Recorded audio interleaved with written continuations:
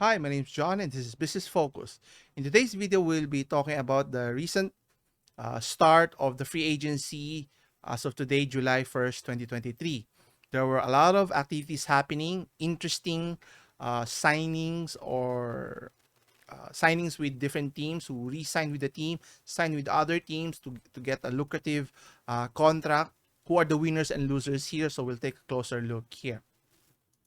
So the first domino that happened here is when it's all the talk about Houston Rockets. They have this large salary cap that they could, where they're going to sign James Harden here, maybe even Fred VanVleet, and even there were rumors of uh, Brook Lopez here. And lo and behold, the news came out that they were able to have an agreement, reported 3-year deal worth of 130 million contract with Fred VanVleet from the former Toronto Raptors here. And obviously, is he worth the $40 million that north of $40 million a year paycheck that Fred VanVleet is going to earn in the next few years, especially that Toronto, that the Houston Rockets is still in the rebuilding stage with their rookies here. So let's take a look at Fred VanVleet's uh, data here or statistics here to take a better look. So you can see here, Fred VanVleet is a point guard. 6'1", might be smaller than the one stated here, but he's still in his prime at age 29. So you can see here in terms of his last season, he's scoring just below 20 points. Serviceable, shooting okay in terms of field goal, but in terms of 3-point percentage is somewhat subpar at only 34%. But one thing to know about Fred VanVleet's resume is he is a champion already with during the tenure when what do you call this? Uh, what was his name? Forgot his team with Pascal Siakam and what was the player's name who was injured? Crap, I forgot. He's in an LA team now. Let me check. Kawhi Leonard, having amnesia all of a sudden. So he has already been proven that he is a capable floor leader here. Now, obviously, an underside floor leader, which is which coincides with the up and coming Houston Rockets team. So it benefited him tremendously. So having generated a significant bump in terms of his salary. So if we were to take a closer look, so his salary during his Toronto days has a significant bump. So you can see here from less than 10 million before the championship, he got a bump of 10 million or so, close to 20 million, and now he's going to be paid double that amount for the next 3. Now it's a short contract, which obviously benefits Houston Rockets here, and obviously VanVleet gets a big pay raise in terms of his service here, and obviously being able to mentor those young rookies here. So let's take a look who else were signing or re-signing or got players in their team. So we have next is Dallas Mavericks. So here we have the issue of Kyrie Irving here. Are they able going to sign him, or is another team which he's trying to drive off his value, which obviously there was none, and all of this is all the blame or the issue. That's why he's not able to get the max number of years and the max salary that he's wanting to have, which is his right, is to his own doing, which it can be traced all the way back when he was still at Cleveland, when he wanted to be traded out of it. He doesn't want to be at the shadow of LeBron James. And guess what happens when he went to Boston, all the way to Brooklyn Nets, and now at Dallas, where he's stuck. Obviously, no one wants to pay for his services, even though he's still a very productive player. If we take a closer look, so you can see here he is a shooting guard per se at 6'2". He's already age 31, still at his prime, but already at the back end of his career. And he's still getting paid a lot of money, but with a lot of caveats. And as you can see here, last season he's still a good scorer, scoring ISO ball in the 20, scoring 27 points, and still shooting a good percentage in terms of field goal as well as 3-point field goal percentage. But the question is this a good mix between him as well as Luka Doncic, and is it enough to catapult them to be a contender next season? And obviously they still need a plethora of players in terms of forward, centers, and obviously roster depth to be able to compete with the likes of Denver Nuggets moving forward. So we'll see. So let's see who's next. Yes, next we have is Golden State Warriors. Now, if we look at the roster of Golden State Warriors, obviously they still locked up Stephen Curry for the next 3 years. So their championship window is still there, but obviously which players will be retained here, which was the main question during the offseason. But good news, they were able to re-sign Draymond Green. He opted out in his player option and signed a 4-year deal of worth 100 million. So it's slightly lower than his player option, but he's not going to get any bump in his pay raise, because if we look at his data, you can see here last season he only scored 8.5 points for getting paid $25 million north of that. He must be doing something else, which is obviously setting up his teammates, the Splash Brother, with close to 7 assists per game. But in terms of his shooting ability, that ship has sailed, which it's kind of disappointing. Obviously, if he could stretch the floor, could help widen the floor, and he could have gotten more in terms of his salary. But obviously this now locks up his number of years with the team. And as you can see here, if it's extended to 4 years, it now aligns with Steph Curry's contract all the way to 2027, and Andrew Wiggins by then has a player option. The question now is, what happens with Klay Thompson now? The issue here is, should you pay Klay Thompson, extend here at the same amount, or near max? I don't know. Maybe you could pay him max for a short contract here, whether it's 2 or 3 years. I think that's okay. But giving him max number of years for a max number, I don't know. But that's another discussion, so we still have to wait and see on that part. Next, as mentioned, yes, another team that was interesting that was able to pry away one of the key players that from the Denver Nuggets, which is Bruce Brown.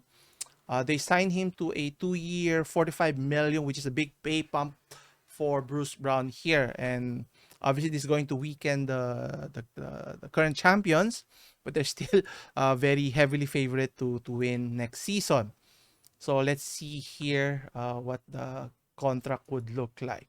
So in terms of performance for Bruce Brown, so if we were to take a look, so he's a serviceable role player or sixth man of the team. Is he a good can he be a starter?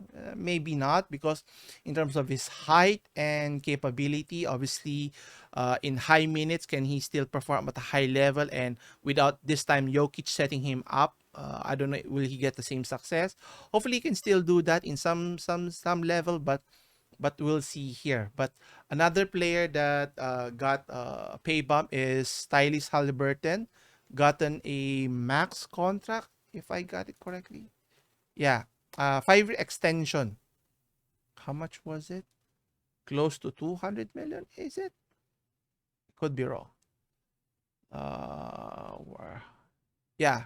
So it says here that they did extend what do you call this? Tyrese Haliburton. So if you look at his current contract, so they still have the team option for next year at just $5 million, but they already signed him for a long term. Obviously, he's still very young. He'll be turning 24 next year. And if you lock him up for the next 4 or 5 years, in this case, regardless of the amount, you'll still be able to tie him to the franchise for the next few seasons and build around him, and hopefully get some more competent players to help him be competitive in the Eastern Conference here. So good luck to them. Next, who else? Yes. Next is we have Memphis Grizzlies. Now, obviously, they were number two last season, and with the off-court situation and the suspension that's going to affect the team at the start of next season with John Morant for the next 25 games. That's why they made a push to trade for Marcus Smart so that they can, stay afloat while waiting for their franchise player to come about. But they were able to also re-sign one of their core players. Let's take a look here. So you have Jaren Jackson, one of their core players, still signed for the next 3 years. You have Jamarant's extension kicking in next season, which is kind of ominous. You're suspended at the start of your extension. And then Dilok Bros is gone with the team with his issue. But another player that was key was Desmond Bane. Now, even though he's still at a rookie contract, he's already given a max extension here, which I think it's a well-deserved for his age. He'll be 26. So going into his prime by the time the extension kicks in. And how much is the salary here? Let's see.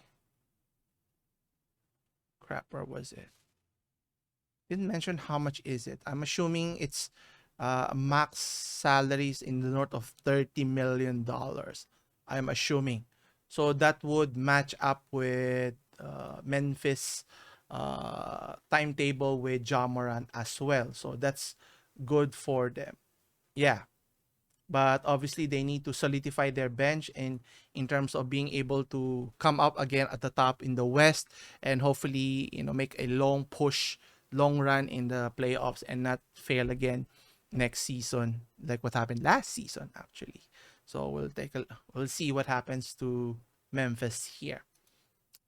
Next is we have yes, Los Angeles Lakers. Now, obviously, Los Angeles was close to getting to the championship, but was swept by the Denver or eventual champion Denver Nuggets. But the question here is who came out top performing well in the team. They had up and coming. You have Austin Reeves, who's up for a big contract which they haven't signed, but they did sign some key players. Re-signed Rui Hachimura in a long-term contract, and they were able to pry away guard Gabe Vincent from Miami Heat for a large sums of money here. So they were able to get Gabe Vincent at $33 million. So that's 11 million a year. So that's a big pay raise from his contract of just minimum close to $2 million. And let's look at his data here. So Gabe Vincent, as you can see here, is only 27 years old. Will be turning 28 this year. Is scoring only single digits, but was able to perform significantly above during the playoffs, as seen during their championship run with the Miami Heat. And he was able to do a lot of ball handling, scoring, and off-ball duties, which would complement well with the Los Angeles Lakers here. And he did shoot well, but in terms of his three-point shot is only 33 during the season. So we'll see how's that going to translate in the next few years once he is now playing with the top-tier passer with LeBron James and Anthony Davis along with him here. But that's a big upgrade here. Not only that, they were able to re-sign Rui Hachimura, which is a big improvement, a big wing, versatile wing, which helped in their playoff run last year. Only scoring 11 points, but was able to shoot very well in the three-point shot, above the 32% that was stated here in his season average last year, which is pretty interesting to say the least. How much did he get for Rui? Got 51 million for the next 3 years, roughly around 16 or 17 million a year. Okay, now we're still waiting as to what will happen with Austin Reeves. I think they waited for those players to be signed first so that they can still re-sign within the team cap for Austin Reeves, which is going to get a big pay pump, in my opinion. Let's see how much is he earning last year. He only earned close to 1.5 million, so I'm assuming he'll be getting a big pay raise close to 20 some million dollars for being, a consistent uh, role player, wingman, playing alongside LeBron James and Anthony Davis. So let's take a closer look. So he's only 25 years old, still young, and you can see here he's scoring a little over, just scoring 13 points, but very efficient at 53% field goal percentage, and serviceable in terms of 3-point percentage at close to 40%, which is not bad. And he complements well with playing alongside those two superstars, as mentioned, which is, I think, very key if the Lakers is trying to make a deep run again. Hopefully, they'll have a better team standing moving forward for the next season than what they did a year before, and being able to get some key players now. Hopefully, they can make a more deeper run, assuming their star players don't get injured, which is could be a problematic aspects with obviously LeBron James getting up in age, and with street clothes Anthony Davis getting injured throughout the season. Will he still be in shape, be eligible to play? Only time can tell. But here's to hoping if you're a Lakers fan here. Lastly, a major signing that was important is with the Milwaukee Bucks. Now, obviously, they had two key players that was going to either go to free agency or going to have a player option here. We have Khris Middleton here, who has a player option for next season of 40 million, which is good news that they were able to get a new contract, extending him for the next 3 years in the north of close to 100, a little over 100 million. So that's a slight decrease of salary, but being able to get more money in terms of the entire duration of the contract here. Now we're still waiting what will happen for Brook Lopez. I think he deserves a pay upgrade in terms of pay. I think if you compare that to the salary of I think of another center of Nikola Vucevic of the Chicago Bulls, which got I think 60 million for 3 years, so that's $20 million per year. I think if they can provide that to Brook Lopez, which is a significantly better defensive player and shooter to surround Giannis, I think it's a better option here. And locking him for the next 2 or 3 years, I think 2 years with the team option or player option on the third year, I think would be interesting there. But as of right now, Khris Middleton is a key there because he's already in the back end of his career, and getting that extension is key to be able to surround Giannis with all-star caliber players that help him win the championship with Jrue Holiday, Khris Middleton, and even Brook Lopez. And they still have a six-man with Bobby Portis rounding out the team. So they still need to surround him. And if they're able to get those players back, I think they'll still be the favorite to win in the East. Obviously, with Giannis getting injured last season in the first round was, you would consider a fluke, an accident, but he's still in his prime, and he's going to make a lot of hay there. But obviously, with the change of landscape, with the different teams, with what's going to look like for Philadelphia, Miami, will they be able to get Dame Lillard, or in the new look for Boston Celtics with Porzingis in the fall, with Marcus out on the West Coast? We'll see here. But with their core lineup still intact, if they were able to sign Brook Lopez, I think that's a big sign that they're still here for the next few years, barring any significant injuries moving forward here. And we'll still see. I'll keep everyone posted. I'll keep you posted as we move forward with free agency. We still have to wait and see what happens with James Harden's contract. He has already opted in, but he's asking for a trade. So bye-bye for the what do you call this? Bye-bye for the Philadelphia. Who's going to take his contract and who's going to trade with him? Some say It could be Phoenix Suns, or maybe there's still a chance for Houston Rockets. Who knows? But those are just only rumors. So until we get definite info, actual signings, actual trade, we'll discuss it until then. Okay, that's it for the opening of free agency. A lot of things were happening, and there were still some other signings that happened, but not that big. You have Kyle Kuzma, who re-signed with the team because there was no clamoring for his services. So asking for north of $30 million salary is not getting there. But he did get 25 million per year, which is not bad because, better than getting nothing.